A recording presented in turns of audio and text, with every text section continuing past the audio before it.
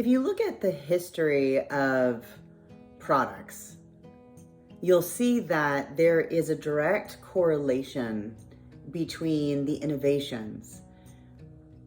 We often think of the industries that are displaced or destroyed by something like streaming music services compared to CDs, compared to radio broadcasts. But what we lose sight of is the fact that along this trajectory of innovation, each product is still solving the same problem, which is people want to listen to the music they want to listen to. So how do you listen to it and how do you share it in the most effective way? And the reason why these products kind of phase in and out and we have these innovations is because people's tastes change.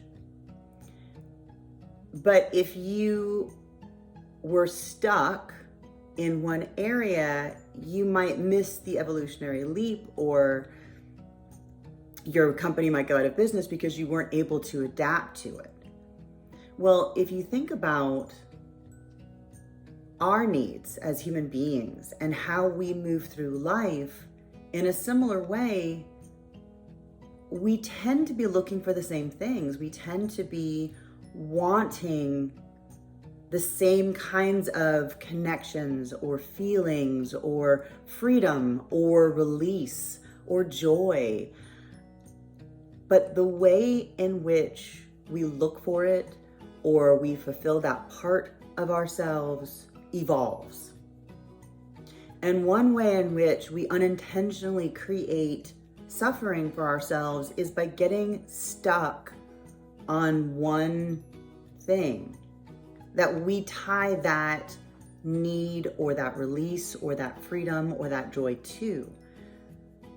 And the minute you tie that feeling, which has its source in yourself, that need, to another person or to an activity or to a thing, then you unintentionally create a bind that you can't free yourself from until you can detach what this feeling is, what this source is, which is from you, from this exterior other.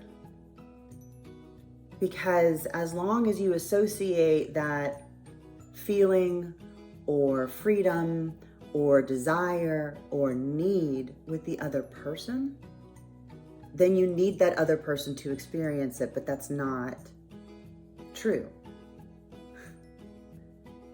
That other person is not your source. You are the source. Similarly, if you get this kind of relief or whatever kind of therapeutic value you do out of an activity, it is not the activity that creates that. It's you. And until you uncouple that feeling from that activity, you're going to be stuck thinking that you can only achieve things by doing it that way. So my challenge to you is to notice ways in which you've attached feelings, positive or negative, to activities or things or people, and see if you can start to disentangle that attachment from what is actually happening inside.